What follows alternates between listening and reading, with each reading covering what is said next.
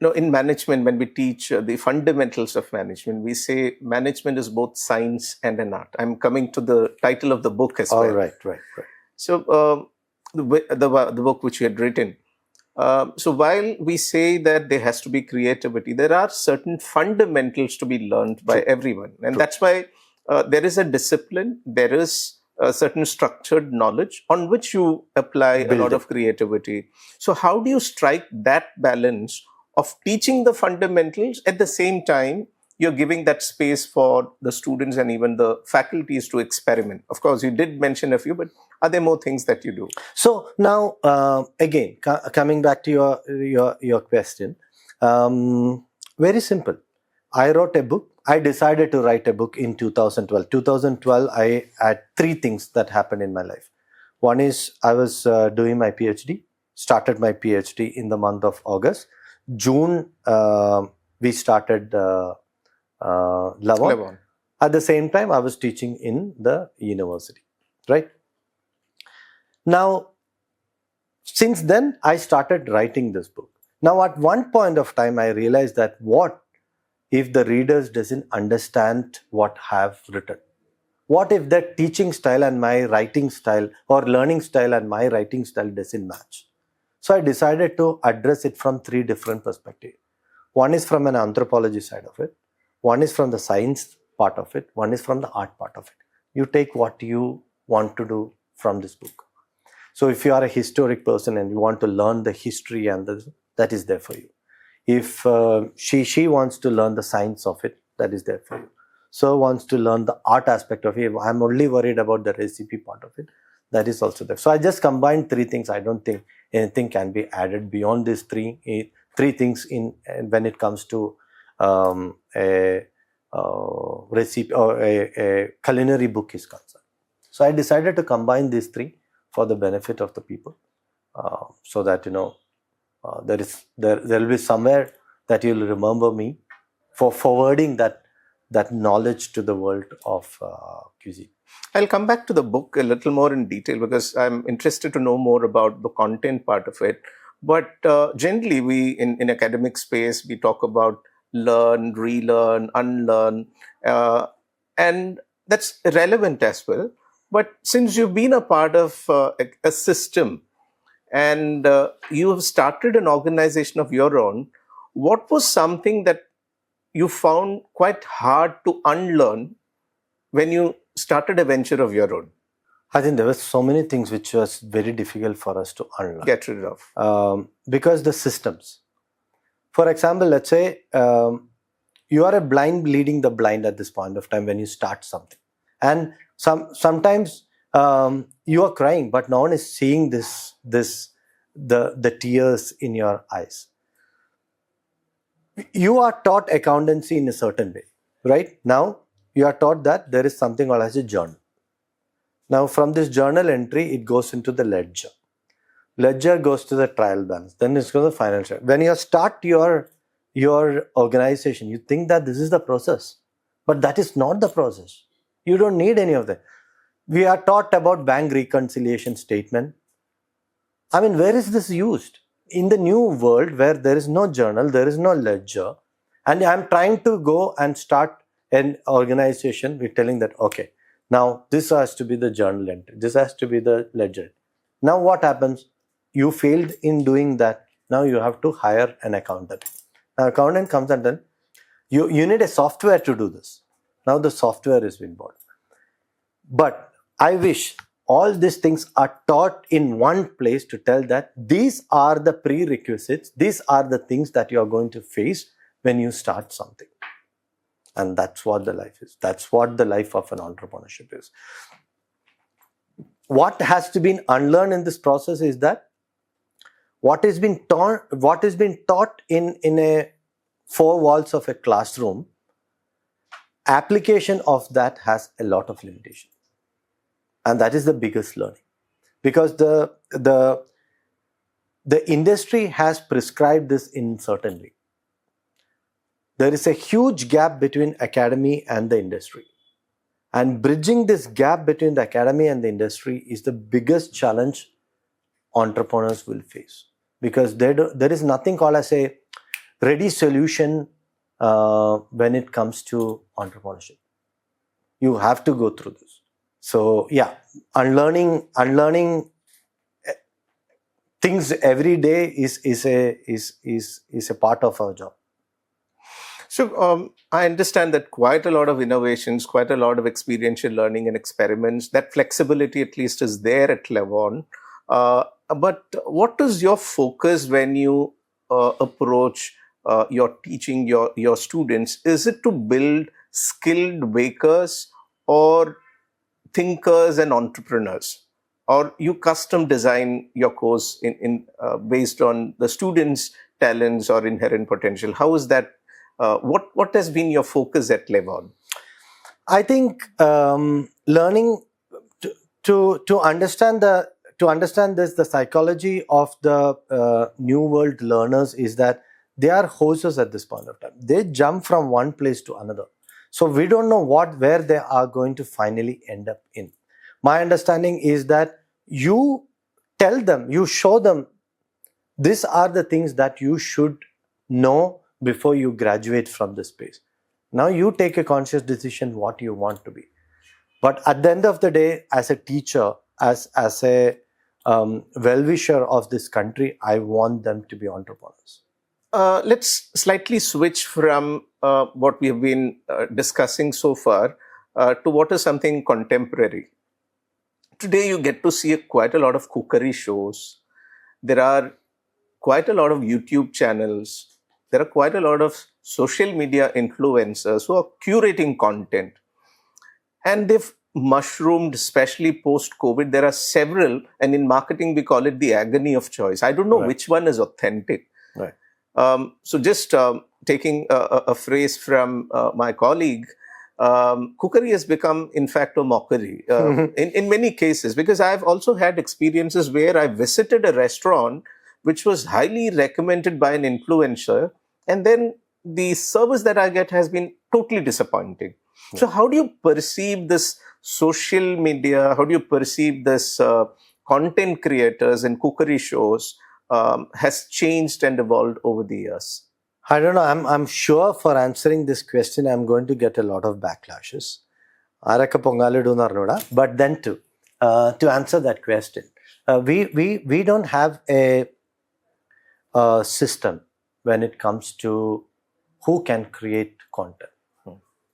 Mean to say that, let's say, I know a cure for headache. That doesn't make me a doctor. I know how to make rasam. That doesn't make you a chef. So now, who can cook food? Who can start a restaurant?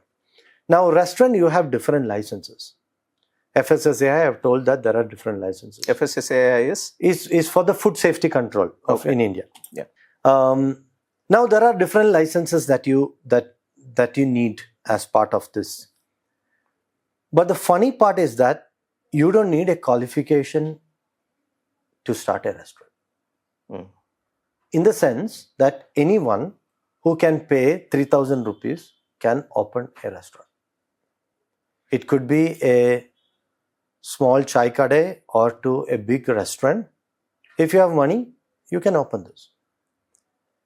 When is that we are going to bring a qualification? Because in a college, when you are being taught how to cook food, you are also taught about so many other aspects of it, like the science of it, like the hygiene and sanitation point of it, the legal aspects, of it. Everything is being taught, and then you are being certified as a chef.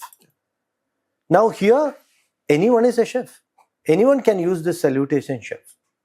In that the case, if I know a cure, then I should also be a doctor.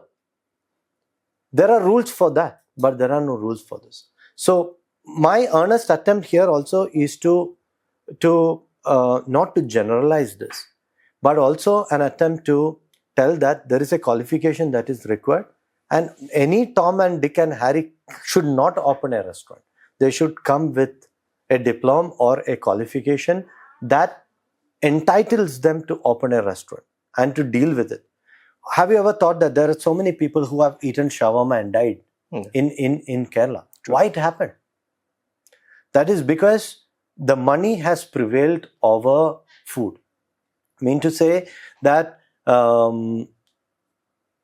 by keeping a chicken which was exposed to the environment till 11 o'clock in the night, and there was so much left, I kept it inside the chiller. I took it out. I decided to serve it on the next day.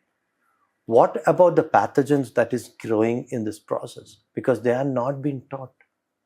No one has made an attempt to teach the people who is doing the business how to do that.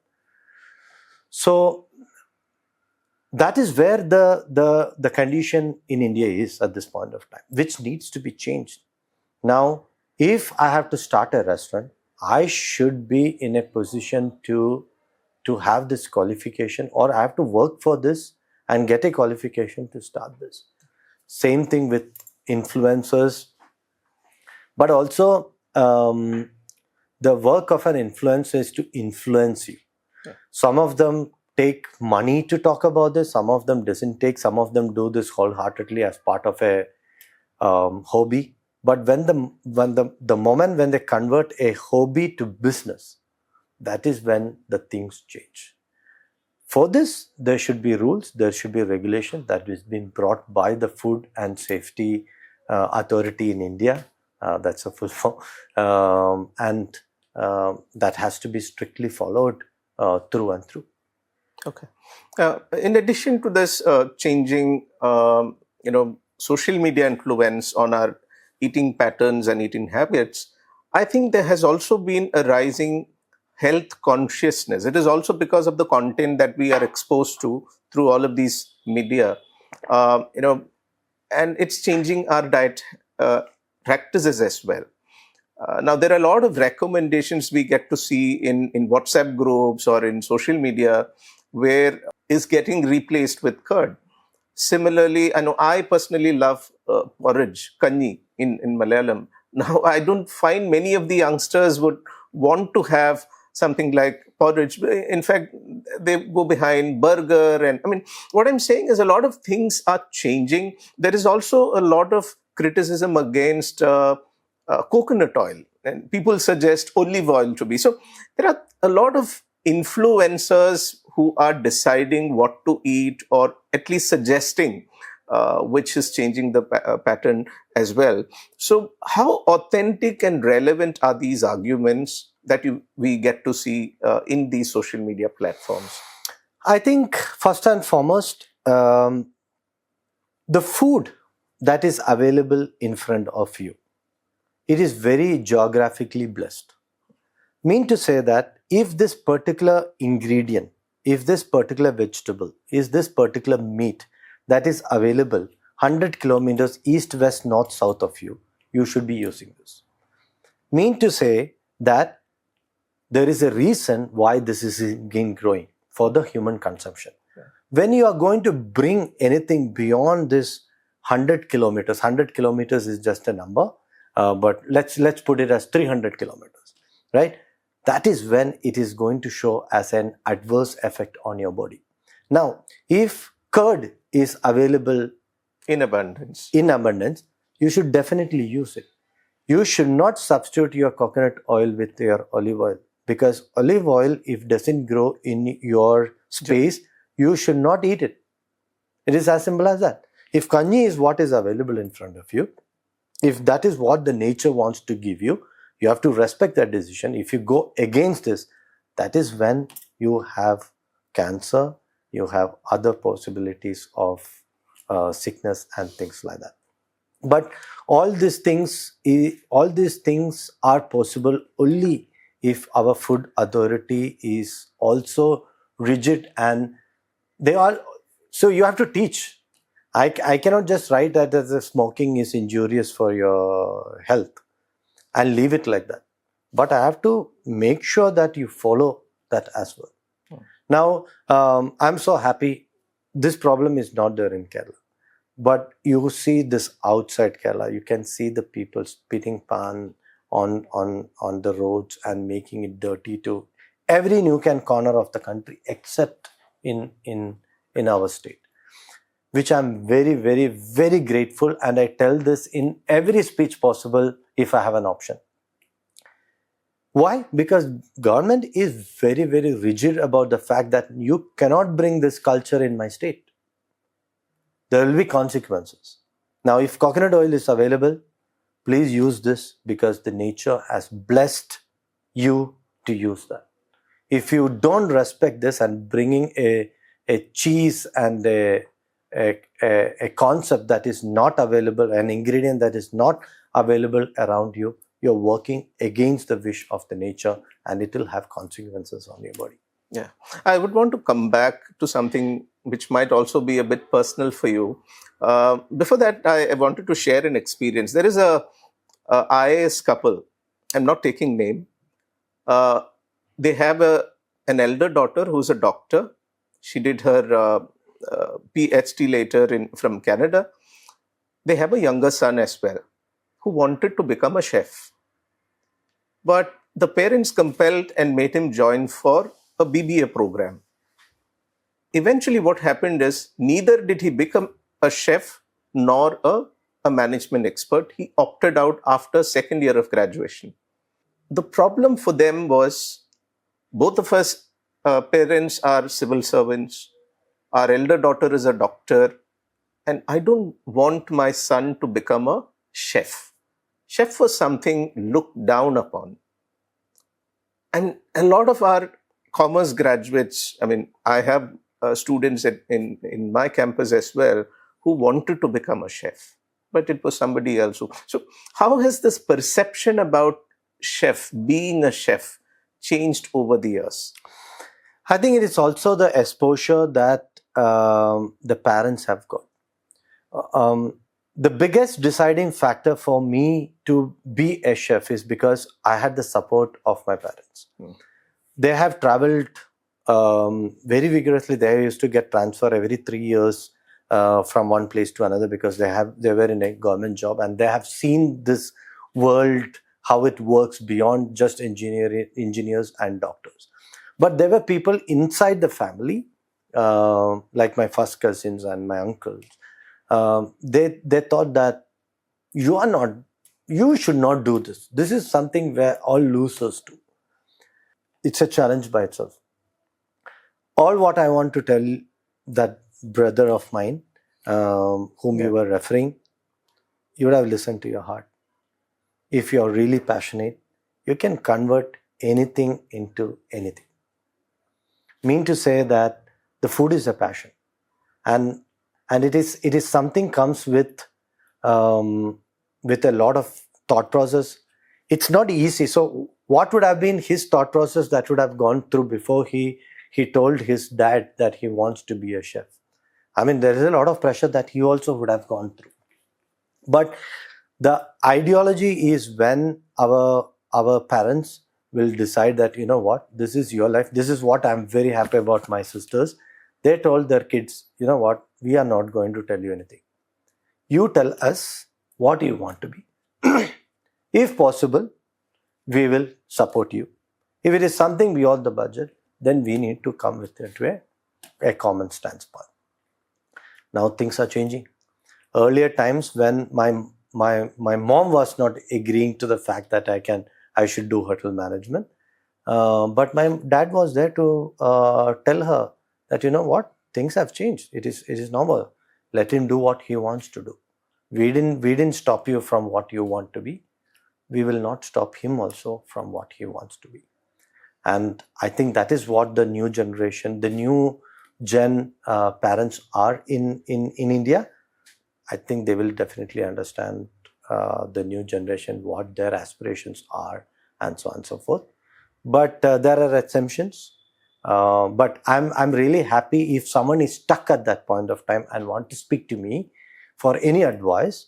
I'm just a call away, or a message away rather, on Instagram or on WhatsApp and so on and so forth. I'll be happy to guide them. Another aspect which I found quite interesting in your profile is the skilling part. You've got involved in India skilling and then world skilling conferences. And could you just elaborate about the need for skilling and what kind of interventions you do in India and on a global space. Right. So now I'm actively part of Skill India movement. There is something called as a India Skills as a competition, and there is a World Skills as a competition. Now, the Prime Minister of any country, they are the chairperson of that skill movement in that country. For example, our chairperson for the Skill India is our Prime Minister himself. Now, if you to go to France president or the Prime Minister will become the chairperson. This is also called as the Olympics of Skills. This is for students under 23 years of age, representing. We have chosen about 50 skills out of 55 skills in the world skills that India represent. This year it happens once in 2 years. This year it is happening in Shanghai. That is in the month of September. So we are also gearing up for that competition. We just finished the nationals, and whoever won the national have reported to us, and we are training them till June. And there will be one person who will be selected out of the three, out of the gold, silver, and the bronze, and that person will represent the country in Shanghai this time. Is it just a competition, or there is also grooming which happens to strengthen those skilling? So there is at least 1.5 years of preparation for this competition. That starts from, so the kid is just in the second year of the college or in the final year of the college, and they repose, leaving everything. Now, the only aim for this is to win a medal for the country. Now, the moment we are winning the nationals of the competition, they are already getting a job. Any hospitality industry will be, any organization will be happy to take them in their organization per se. So now this is also we have a ministry in skills and entrepreneurship.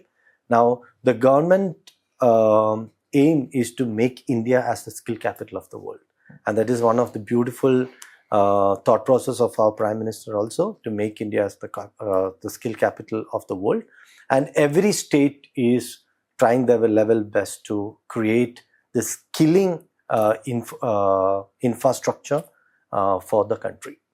So we are also part of it. Lavonne as a brand, we are also the Center of Excellence for Government of India. We are also the board member of the skills, Tourism and Hospitality Skill Council, and so on and so forth.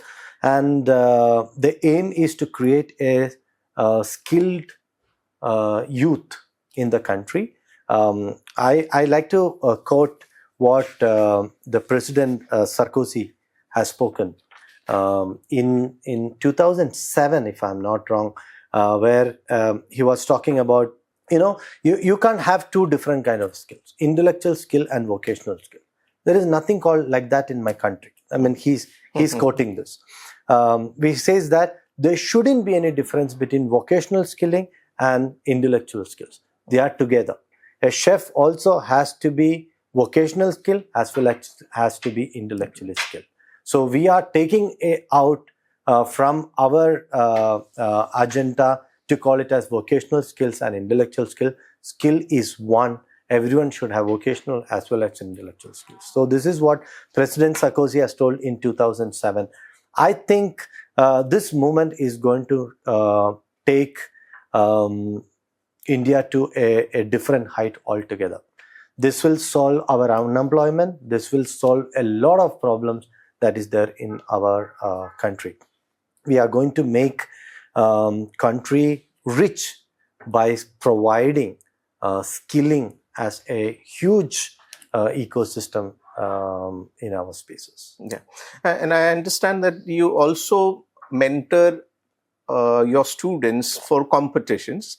At the same time, you also mentor them to become professionals. Right. So how have your approach been? What are the kind of competition that you prepare your students for, and what kind of skill sets to impart to be professional ready? So first and foremost, we are the coaches for Team India. Okay. So there are competitions like Mondial Dupa and things like that. But beyond it being a competition, now there is district competition. Whoever wins the district goes to the state. Whoever wins the state goes to the regional. Whoever wins the regional goes to the national. and whoever wins the national reports to the coaches. Okay. So till then, we don't have any involvement. Now, to convert that individual who got the best, who got the gold out of all the competitors of that country, of our country, reports to the coach. Now we train them from different perspective. One is from a creative perspective, one is from a skill as a perspective, one from an entrepreneurial perspective, also from a technological perspective. We train them, train them, and then they will represent the country, and rest everything is history. So we are winning medals since 2017. The first ever medal that India won was through Lavon. Okay. We won a silver. My co-partner Vinesh was the coach for the pastry. 2019 is when first time I represented the country as a coach. Till then, I represented the country without a competitor, because that was a new skill when it was introduced. So 2017, 2019, 2022 Special Olympics, 2024, we have won medals for the country.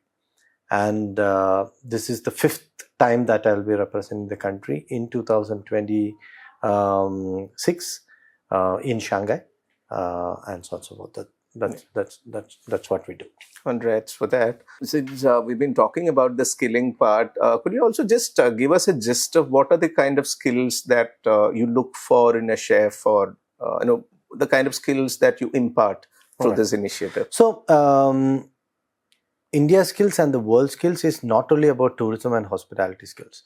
There are only 5 skills under hospitality, but there are skills like, for example, in our skill council, we have baking, we have pastry, we have cuisine, we have service, we have reservation, and so on and so forth. But beyond that, there is painting, there is robotics, there is automobile engineering, and so on and so forth. You name it, which are considered as skills, like visual merchandising.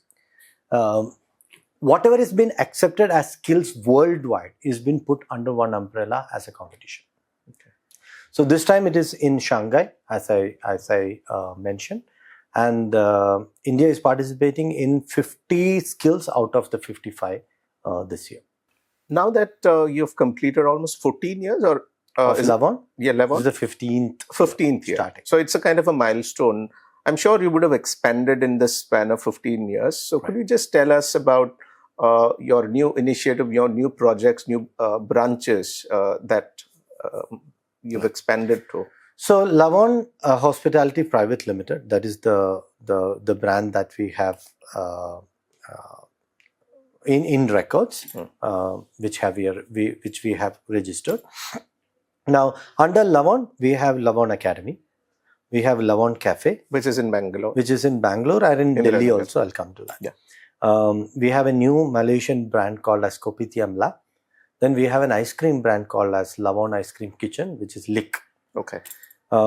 We are in Bangalore and in Delhi at this point of time. Delhi is 2 years old, so we got into in 2024. We started in Delhi. As of now, we are only in two cities, Delhi and Bangalore. We are expanding into other cities of Hyderabad, Mumbai, Pune, Kochi, and so on and so forth. So that's what we do right now. Our brand is called as Lavon Hospitality, but under that, these are the different brands that we work with. The soul and the craft of any institution is to retain the quality and ensure that what you get at Bangalore Lavon is what you get at Delhi. That's right. Yeah. So how do you ensure the quality check and deliver the same kind of products in all of these? What has been your quality check method? So we have an R&D department. We have a centralized kitchen where all the chefs who are creating these products have been trained for a longer period of time, and then it has been created at their respective spaces. Now, the challenges of Bangalore is not what the challenge in Delhi is.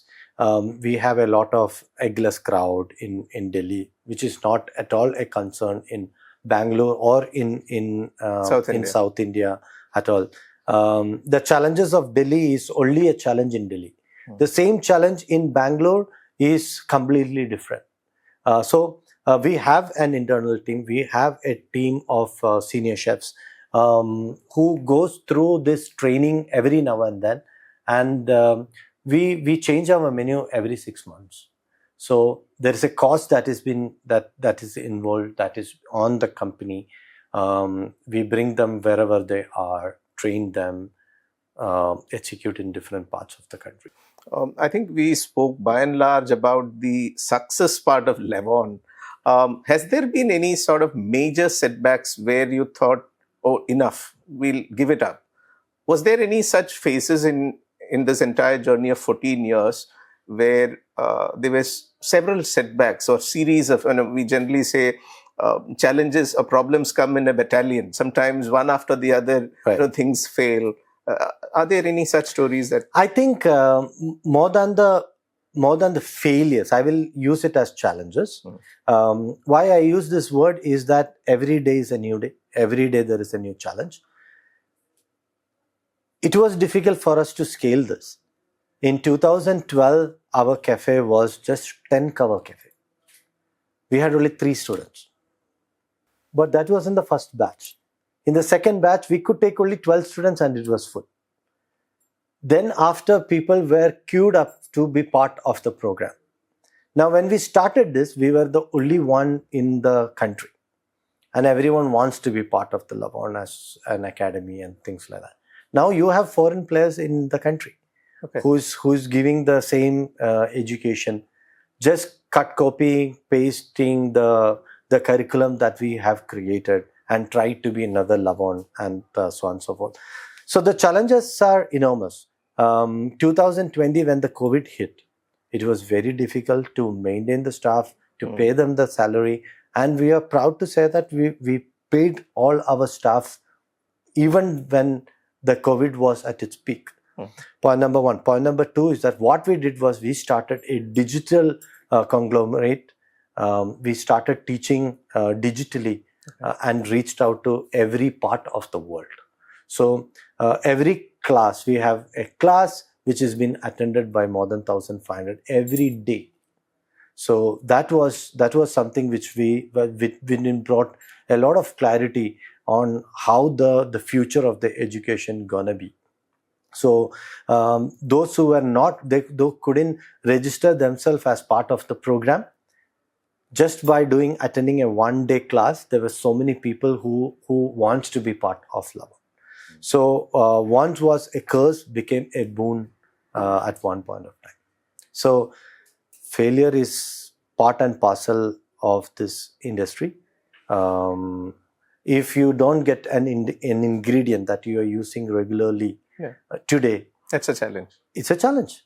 So how you overcome from that? Or let's say that there are ingredients that is available exclusively for this particular month. Bangalore also is extremely hot. Delhi is also extremely hot. Kerala is also extremely hot. Now, how you innovate and bring in a product exclusively for this weather? December ice creams are not going to work because it's extremely cold in Bangalore. So now, how you come up with a plan for the same?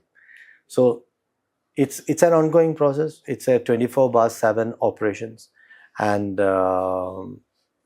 we are all aligned to create and to overcome the burdens of everyday life. Coming back to the book which we spoke about earlier, could you just elaborate on what that book is? Because I think it has resonated quite well with the audience.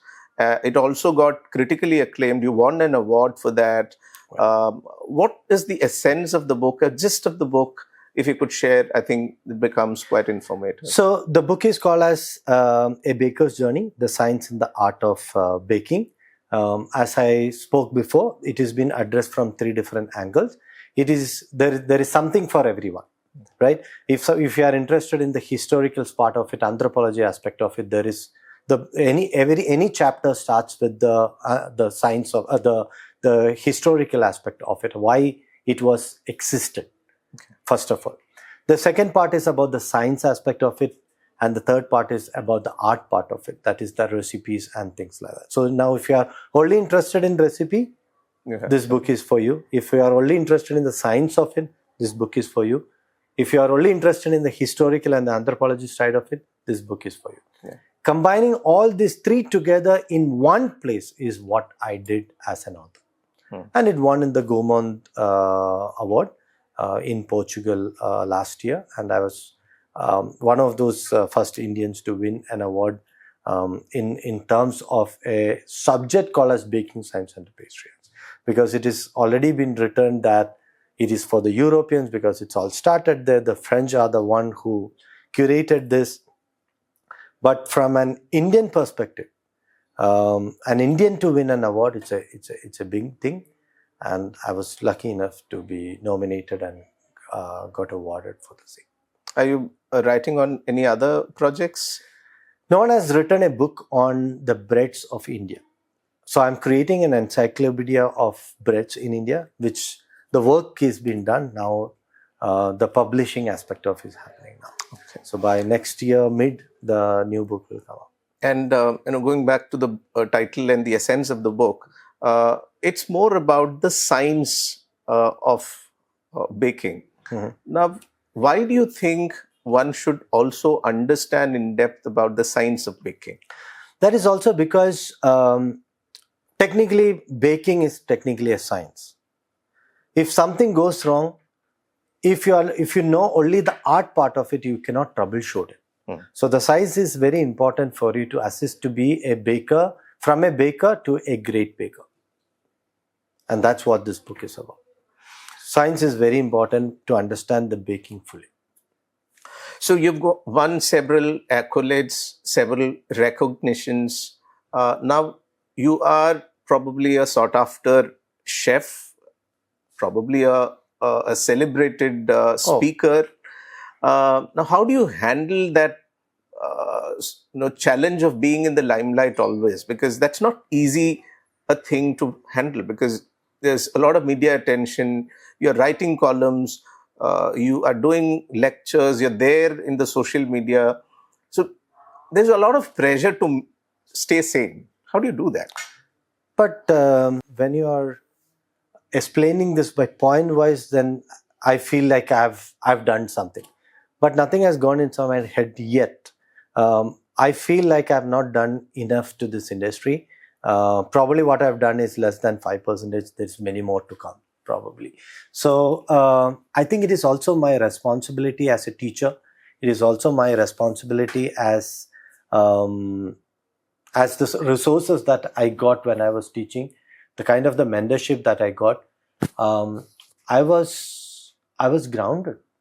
And I was asked to be this way only, and I think it's also something to do with the upbringing. Probably, this is how it is being taught. This is how we are asked to behave. This is the way it should be, and it is your responsibility to disseminate knowledge in whatever the way it has to be. Whether it could be through digital media, whether it could be through newspaper article or a research article, your work is to contribute towards that knowledge bank of the world. And I also understand that you are deeply passionate about Indian breads. There's probably a reason why you're writing a book on that. Yeah. But at the same time, you're passionate about the global aspect of this as well. So how do you, at the same time, globalize, at the same time you anchor and localize it? Where do you strike a balance? I think majority of the breads in India is being brought in from abroad.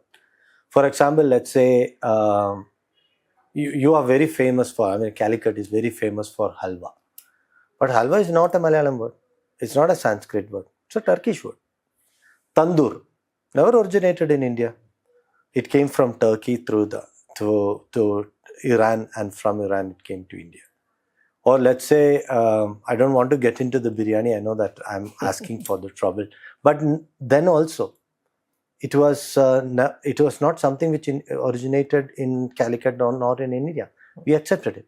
Or let it be alcohol for that matter. When is that we made alcohol? we adopted a thought process, a science that was available around the world and brought into India and popularized the art of alcohol. Same thing with naan, roti. All these things are not a Malayalam word. It is or not a Hindi word. It's all Turkish word. It originated there. So my part was to find out how the breads originated in India. What are the breads that originated in India? I'm going to highlight it and create an encyclopedia for the same, which no one has done it. If it is not on the deathbed, I will be very unhappy to leave this world without answering that question. So you had all the resources. Why you didn't create an encyclopedia for your country?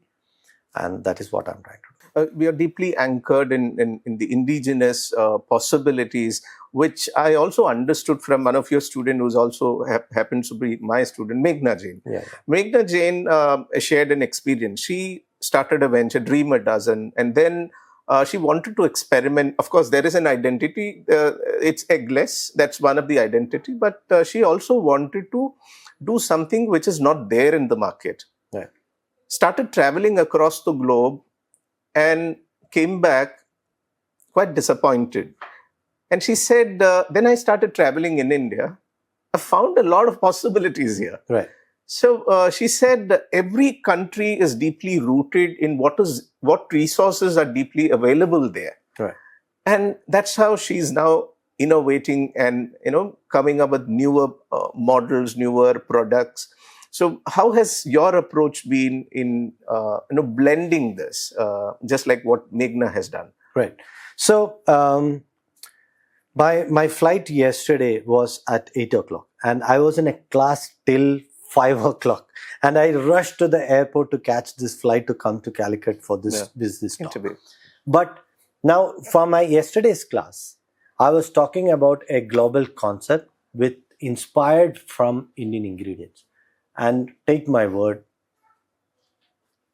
your audience required certain kind of food.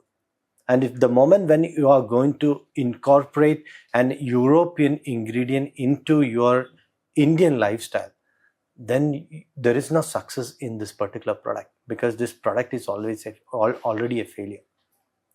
Why? Until unless if you can't see what is there in front of you and you cannot innovate and bring it to a global status, then your cost is going to be really high. I'm really happy that you mentioned about the Mega.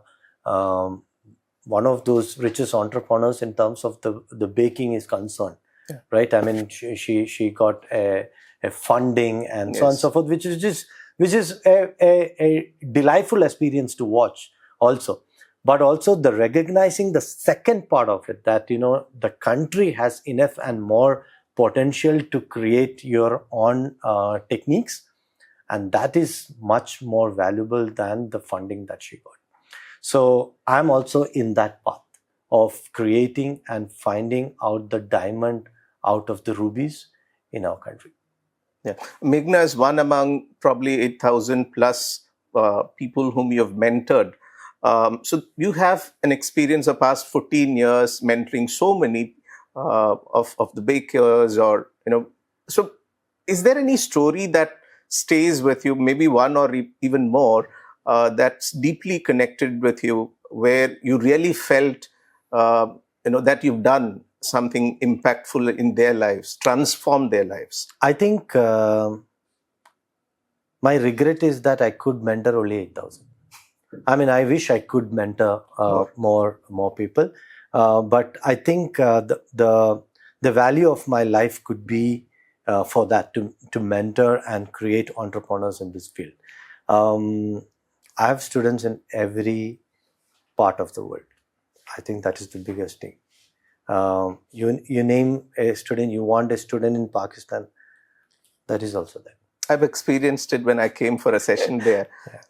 It's one of the, I think we also need to discuss about the kind of courses that you offer at your institution, and why has it become a global hub for students to come down to Bangalore, stay there at their own expense, and then take part in your course. Could you just elaborate about the various courses? So we have a 1-day course to a 1-year course. So we have a 1-day hobby course that is on a Saturday. If you feel like, you know what, I just want to explore this. What if I have a baker in you? It's like one day Ladaji decided to sing and see whether she can really sing. That option is there for 1 day with us. And then you have a 6 weeks program. Then you have a diploma of 1 year. We have a different program in Delhi, entrepreneurship baking as well. So you can choose from 10 programs that we run and see where exactly you stand in terms of a career opportunity is concerned. This batch of 80, I have 37 engineers. Okay. I have 4 doctors. I have 3 architects in this batch. We have students across the globe who is doing their program with us. And this is not only this batch. Every batch we had students, because it's an affordable baking science and a pastry education forum that we have. Having said that, it's also a blessing. It also comes with a lot of responsibility to innovate and create a curriculum that is suitable for the global audience. We started our conversation talking about the multiple caps that you wear as a mentor, as an institution builder, as an entrepreneur, as a guide. I mean, there are multiple things that you do. I'm asking something very deeply personal. What is your inner journey to remain sane and stable? What are your practices, your daily practices? Is it music? Is it travel? Is it something else? Music is something which I'm deeply connected to, because I mean I was just explaining to you how I came. What was my first experience in Calicut? In Calicut. That was the music. I still have a picture on my phone that we performing somewhere near the beach, and we are winning a grade and going back to school. This was way back in 19? No, this was in 2001, if I'm not wrong. That is when the State Youth Festival was happening in Calicut. I think 2001 or 2002, one of these. Okay. We were competing in Vrindavadyam, that is orchestra, and then we won. I mean, it was not a suspense anymore that time. We knew that we are going to win because we had the best of the best musicians in that. You name it, the music engineer of A.R. Rahman was there in that. Keniji's music director Appu R. Krishnan was there in that batch. Vijay, you name it. I mean, best of the best musicians that India have ever produced was part of a music troupe. So if I wouldn't have taken, everyone thought that I'm going to get into music as one of my profession. But what I was more passionate was something else, which I later understood from after I decided to go for my degree program. After the 12th, you have a 6 months gap. You have a long vacation in Kerala, especially because I decided to go to Bangalore to study and all that. But what my parents did was they told that whatever the interest, whatever the area that you are comfortable with, 6 areas, they said you have to do minimum 15 days of internship in all this one. And then you come and tell us that this is what you want to ultimately do. Okay. So I did in a hotel. I was with an accountant because accountancy was my main 4th group in last batch of pre-degree in Kerala. I was in an art curator form. I was there in music. I was part of Junior Kalaban throughout my life, from my 4th standard onwards till 12th. Played for the best of the musician, including M.G. Sri Kumar to you name it. I played tabla for them. But I realized that this is not going to fill my stomach. It was very difficult. There was only DD1 and DD2 that point of time. There was no Asianet was coming. You had to pay a humongous amount of money. My parents were not in a position to afford that as well at that point of time, and so on and so forth. Making the long story short, I have gone through all what I was interested in, and I realized that I think I'm going to make a mark in what I'm doing right now. And this was after my 12th. So this is a beautiful, beautiful thing to do, to not only to fill the stomach, but also It reminds fill me the of the mind movie, of the Malayalam movie. Malayalam movie. I mean, that's very, very true. Ustad Hotel. Ustad Hotel. But there are different specializations in hotel management. It is not only to be a chef is one thing. Chef is one part of it. Out of the 60, there were only 10 students who decided to be in cuisine, in culinary field. 10 would have taken front office, some have taken F&B service, and so on and so forth. There are about 8 specializations in our hotel management as such. And out of this, I decided to be in a kitchen. So in that, I still remember, I mean, Ustad Hotel is something which is deeply, something which deeply touched our heart as chefs, which we at that point when it comes out, that movie came out, we felt like, we have taken a right decision way back in 2020. In fact, that movie has changed the perception and attitude towards chef as well among a lot of parents. Correct. As I said, it was a blue collar job to a white collar job, and it became an aspirational job. True. Since then, I think Master Chef, all these things have brought out the chef as a elite job in the country.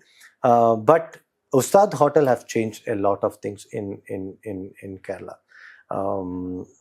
Good that Dulquer has decided to endorse that movie, and took it to his heart. It looks like he was always a chef, or deep inside his heart he always wanted to be a chef or something like that. I think that's a question that you can ask Dulquer, whether you really wanted to be a chef. You can help us connect with Dulquer. We'll have an interview with him as well.